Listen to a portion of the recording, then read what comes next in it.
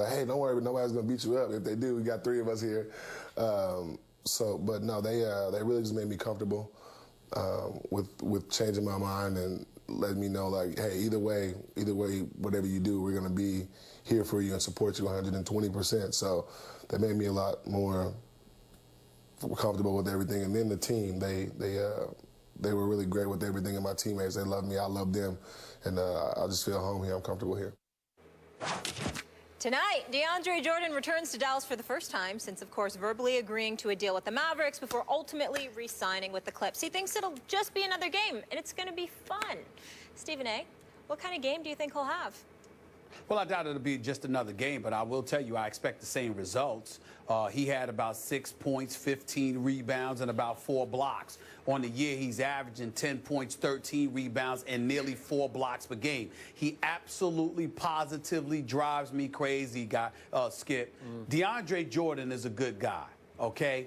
What drives me crazy about him is them damn free throws. Yep. I mean, this guy is shooting 34% from the free throw line, and it just drives me nuts. I mean, you gotta do something. He's got to do something to get his act together at that free throw line because he's just too talented to have this holding him back. He's that much of a difference maker. He patrols the front line. He plays good defense. But he can't hit free throws, and you can't have him in that money time if he can't make free throws. It's just going to destroy everything. And then when you talk about him going against the Dallas Mavericks, let's pump the brakes on this for a second. We all got on DeAndre Jordan, but let's remind the world as to why we did. For one reason and one reason only. DeAndre Jordan didn't pick up the phone to call the Dallas Mavericks and tell them he had reneged on his offer. That's all. He has the right to change his mind. He has the right to come to his senses and say, you know what? Do I want to play with J.J. Barea and Darren Williams, or do I want to play with Chris Paul? He has the right to do that, okay? And we all know that. And it may not have been ideal or what have you, but there were some issues going on in L.A., and it wasn't just with Chris Paul. It was with Doc Rivers, too. But everybody made amends. Everybody came together, and obviously he had a change of heart because that bad boy he's playing with, Blake Griffin, averaging 28, 10, and 8, by the way. Let's not forget him. He sat up there and he thought about not just the team, but the friendships that were cultivated. He decided that's where he wanted to stay.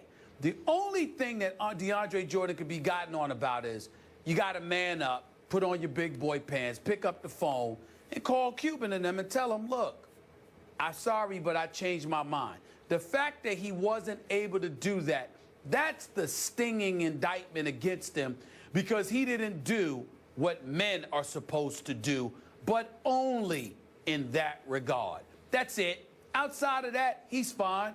Dallas is only going to boo you because they regret that they don't have you.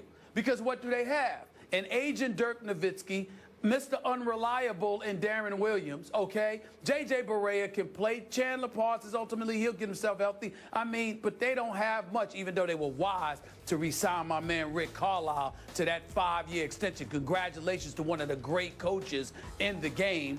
But really, they don't have much. So it's just about the Dallas fans booing him because they hate the fact that he's not with them. It's just that he could have handled it better. That's all. It's not that big of a deal. He'll get over it. Just expect to get booed vehemently. Just expect that. But outside of that, so what? He's on a visiting team.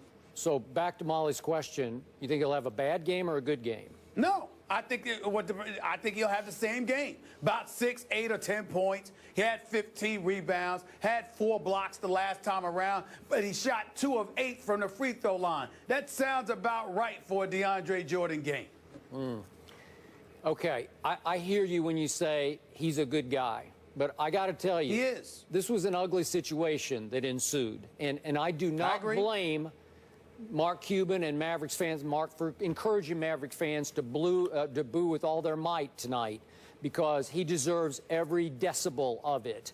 He did renege, and I know he didn't pick up the phone and call Mark Cuban, but just reneging on a commitment, it was a terrible thing that happened, and I thought it revealed DeAndre's character or lack thereof in the bigger picture. I'm with you. He made the right choice. He just did it the wrong way. But in the end, now he goes back. They will boo with all their might.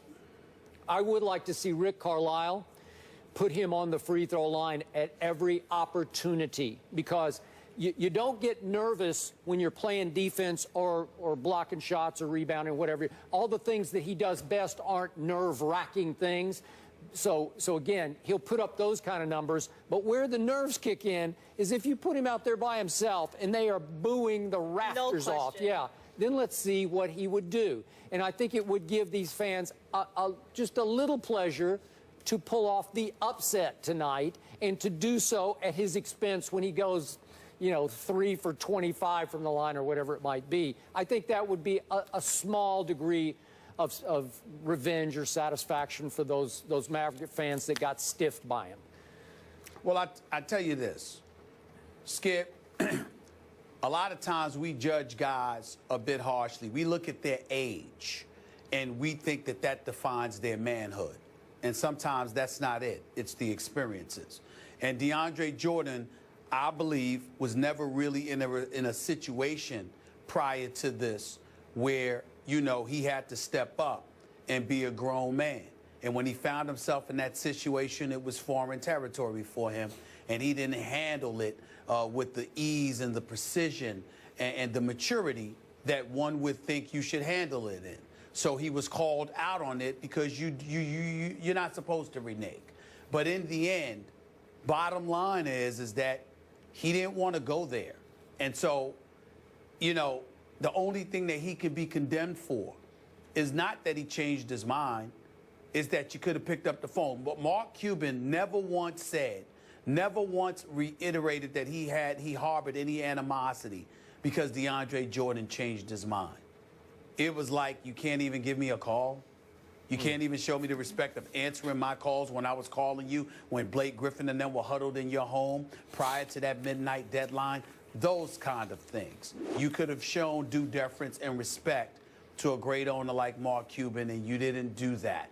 And to me, that's what makes him look even worse. Yep. No question, that was the mishandling. So the punishment tonight might be the free throw line. We shall see. All eyes will be on that game, and also all eyes, of course, on the Heisman watch. Right now, it appears a running back will win, possibly a wide receiver, but which one? We'll get into that when we return.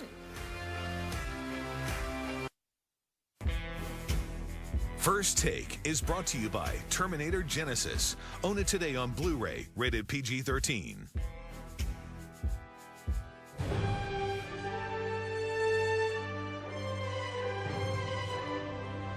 Hey guys, wish I could be there to hang out with you guys at First Take today, but want to thank everyone at Westover Air Base and troops around the world for everything you guys do to keep us safe. Molly, Stephen A, Skip, what's going on, man? It's your boy Big Baby. But I want to give a special happy Veterans Day to Westover Air Force Base for everything those guys do, making this country a wonderful place. I appreciate you guys. Much respect, Big Baby. Thanks to Big Baby and Matty Ice for that. We had a blast at Westover Air Reserve Base this week, and we just want to say again, happy Veterans Day to the troops everywhere. We so appreciate you. And one last quick topic before we go. After outrushing Leonard Fournette 210-31 in Alabama's win over LSU, Derrick Henry now holds the top spot in ESPN.com's Heisman Watch. Skip, should Henry be the front runner? Stephen A., I'm going to give a slight edge right now to the little big man from Baylor, Corey Coleman, putting up monster receiver yards for an undefeated team. Would be the first receiver to win this award since our very own Desmond Howard back in 1991. Derrick Henry is right there. I think Ezekiel Elliott is making his case and is just a touch behind there and bringing up the rear, but coming on strongly is Christian McCaffrey from Stanford. Skip Bayless, I'm going to go with the Heisman Watch experts. I think Derrick Henry is #1. Obviously, Coleman can't be ignored. Ezekiel Elliott, I've been watching him, especially with the quarterback issues at Ohio State. He's definitely found a way to continue to do his thing. Yep. When I look at LSU, however, and the way we were talking about Leonard Fournette, how do we go from that to ignoring what happened when he went up against Derrick Henry? The defenses were considered comparable between Alabama and LSU. Leonard Fournette scores rushes for 31 yards, averaging 1.6 yards a carry. Derrick Henry, 210 yards, 38 carries, 5.5 yards a carry with Coke or Bateman as your quarterback. To me, there's nothing to talk about here. If Derrick Henry continues to do this, he's the Heisman winner. That'll do it for us. Thanks so much for being with us.